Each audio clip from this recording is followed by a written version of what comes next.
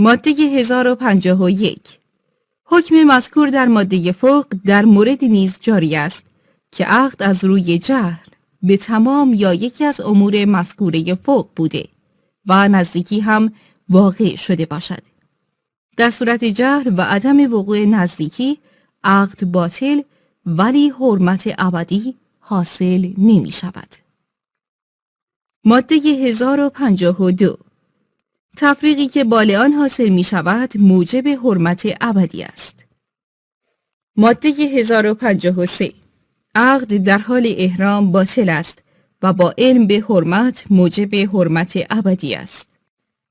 ماده 1054 زنای با زن شوهردار یا زنی که در عده رجعیه است موجب حرمت ابدی است. ماده 1055 نزدیکی به شبهه و زنا اگر سابق بر نکاح باشد از حیث مانعیت نکاح در حکم نزدیکی با نکاح صحیح است ولی مبطل نکاح سابق نیست. ماده 1056 اگر کسی با پسری عمل شنیع کند نمیتواند مادر یا خواهر یا دختر او را تزویج کند. ماده 1057 زنی که 3 مرتبه متوالی زوجه یک نفر بوده و مطلقه شده بر آن مرد حرام می شود مگر اینکه به عقد دائم به زوجیت مرد دیگری درآمده و پس از وقوع نزدیکی با او به واسطه طلاق یا فسخ یا فوت فراق حاصل شده باشد. ماده 1058 زن هر شخصی که به 9 طلاق که 6 تای آن عدی است مطلقه شده باشد بر آن شخص حرام مؤبد می شود. ماده 1059 نکاح مسلمه با غیر مسلم جایز نیست. ماده 1060 ازدواج زن ایرانی با تبعی خارجه در مواردی هم که مانع قانونی ندارد موکول به اجازه مخصوص از طرف دولت است. ماده 1061 دولت می تواند ازدواج بعضی از مستخدمین و مامورین رسمی و محصلین دولتی را با زنی که تبعی خارجی باشد موکول به اجازه مخصوص نماید. فصل 4 شرایط صحت نکاح ماده 1062 نکاح واقع می شود به ایجاب و قبول به الفاظی که صریحاً دلالت بر قصد ازدواج نماید. ماده 1063 ایجاب و قبول ممکن است از طرف خود مرد و زن صادر شود یا از طرف اشخاصی که قانوناً حق عقد دارند. ماده 1064 عاقد باید عاقل و بالغ و قاصد باشد. ماده 1065 توالی عرفی ایجاب و قبول شرط صحت عقد است. ماده 1066 هرگاه یکی از متعاقدین یا هر دو لال باشند عقد به اشاره از طرف لال نیز واقع می شود مشروط بر اینکه به طور وضوح حاکی از انشای عقد باشد. ماده 1067 تعیین زن و شوهر به نحوی که برای هیچ یک از طرفین در شخص طرف دیگر شبهه نباشد شرط صحت نکاح است. ماده 1068 تعلیق در عقد موجب بطلان است. ماده 1069 شرط خیار فسخ نسبت به عقد نکاح باطل است ولی در نکاح دائم شرط خیار نسبت به صداق جایز است مشروط بر اینکه مدت آن معین باشد و بعد از فسخ مثل آن است که اصلا مهر ذکر نشده است. ماده 1070 رضای زوجین شرط نفوذ عقد است و هرگاه مکره بعد از زوال کره عقد را اجازه کند نافذ است مگر اینکه اکراه به درجه‌ای بوده که عاقد فاقد قصد باشد. فصل پنجم، وکالت در نکاح. ماده 1071. هر یک از مرد و زن می تواند برای عقد نکاح وکالت به غیر دهد. ماده 1072. در صورتی که وکالت به طور اطلاق داده شود، وکیل نمی تواند موکله را برای خود تجویز کند مگر اینکه این اسم صریحاً به او داده شده باشد. ماده 1073. اگر وکیل از آنچه که موکل راجع به شخص یا مهر یا خصوصیات دیگر معین کرده تخلف کند، صحت عقد موکول بر تنفیذ موکل خواهد بود. ماده 1074. حکم ماده فوق در موردی نیز جاری است که وکالت بدون قید بوده و وکیل مراعات مصلحت موکل را نکرده باشد. فصل ششم، در نکاح منقطع. ماده 1075. نکاح وقتی منقطع است که برای مدت معینی واقع شده باشد. ماده 1076. مدت نکاح منقطع باید کاملا معین باشد. ماده 1077. در نکاح منقطع احکام راجع به وراثت زن و به مهر او همان است که در باب ارث و در فصل آتی مقرر شده است. فصل هفتم، در مهر. ماده 1078. هر چیزی را که مالیت داشته و قابل تملک نیز باشد میتوان مهر قرار داد. ماده 1079. مهر باید بین طرفین تا حدی که رفع جهالت آنها بشود معلوم شود. ماده 1080. تعیین مقدار مهر منوط به ترازی طرفین است. ماده 1081.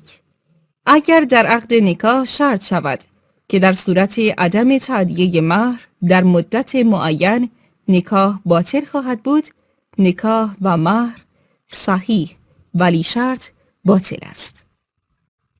ماده 1082. به مجرد عقد زن مالک مهر می شود و می تواند هر نوع تصرفی که بخواهد در آن بنماید.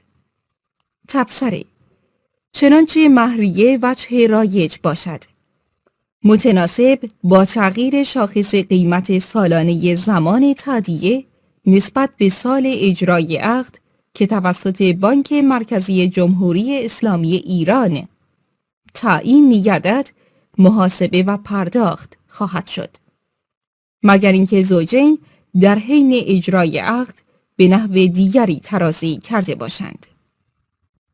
ماده 1083. برای تأدیه تمام یا قسمتی از مهر میتوان مدت یا اقساطی قرار داد. ماده 1084. هرگاه مهر عین معین باشد و معلوم گردد قبل از عقد معیوب بوده و یا بعد از عقد و قبل از تسلیم معیوب و یا تلف شود، شوهر ضامن عیب و تلف است. ماده 1085. زن می تواند تا مهر به او تسلیم نشده از ایفای وظایفی که در مقابل شوهر دارد امتناع کند، مشروط بر اینکه مهر او حال باشد و این امتناع مسقط حق نفقه نخواهد بود. ماده 1086. اگر زن قبل از اخذ مهر به اختیار خود به ایفای وظایفی که در مقابل شوهر دارد قیام نمود، دیگر نمیتواند از حکم ماده قبل استفاده کند. مع ذالک حقی که برای مطالبه مهر دارد ساقط نخواهد شد. ماده 1087. اگر در نکاح دائم مهر ذکر نشده یا عدم مهر شرط شده باشد نکاح صحیح است و طرفین می توانند بعد از عقد مهر را به ترازی معین کنند و اگر قبل از ترازی بر مهر معین بین آنها نزدیکی واقع شود، زوجه مستحق مهرالمثل خواهد بود. ماده 1088. در مورد ماده قبل، اگر یکی از زوجین قبل از تعیین مهر و قبل از نزدیکی بمیرد، زن مستحق هیچ گونه مهری نیست. ماده 1089. ممکن است اختیار تعیین مهر به شوهر یا شخص ثالثی داده شود. در این صورت شوهر یا شخص ثالث می تواند مهر را هر قدر بخواهد معین کند. ماده 1090.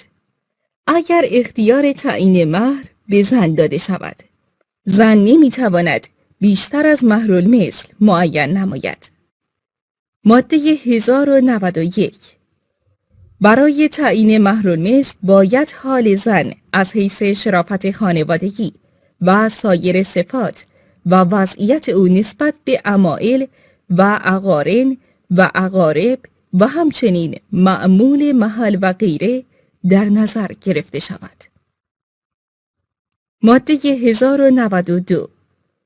هرگاه شوهر قبل از نزدیکی زن خود را طلاق دهد، زن مستحق نصف مهر خواهد بود و اگر شوهر بیش از نصف مهر را قبلا داده باشد، حق دارد مازاد از نصف را عیناً یا مثلاً یا قیمتاً استرداد کند.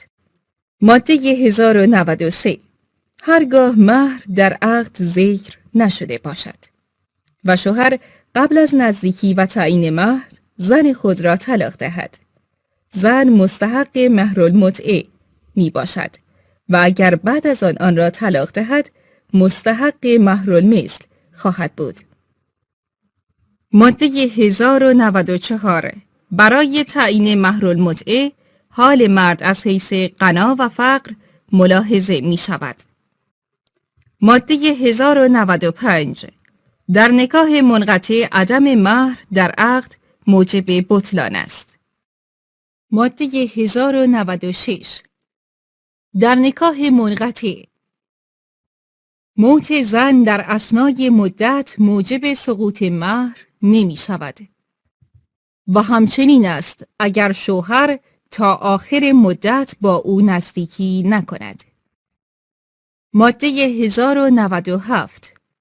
در نکاح منقطع هرگاه شوهر قبل از نزدیکی تمام مدت نکاح را ببخشد، باید نصف مهر را بدهد. ماده 1098. در صورتی که عقد نکاح اعم از دائم یا منقطع باطل بوده و نزدیکی واقع نشده، زن حق مهر ندارد و اگر مهر را گرفته، شوهر می تواند آن را استرداد نماید. ماده 1099. در صورت جهل زن به فساد نکاح و وقوع نزدیکی، زن مستحق مهرالمثل است. ماده 1100. در صورتی که مهرالمسمی مجهول باشد یا مالیت نداشته باشد یا ملک غیر باشد، در صورت اول و دوم زن مستحق مهرالمثل خواهد بود و در صورت سوم مستحق مثل یا قیمت آن خواهد بود، مگر اینکه صاحب مال اجازه نماید.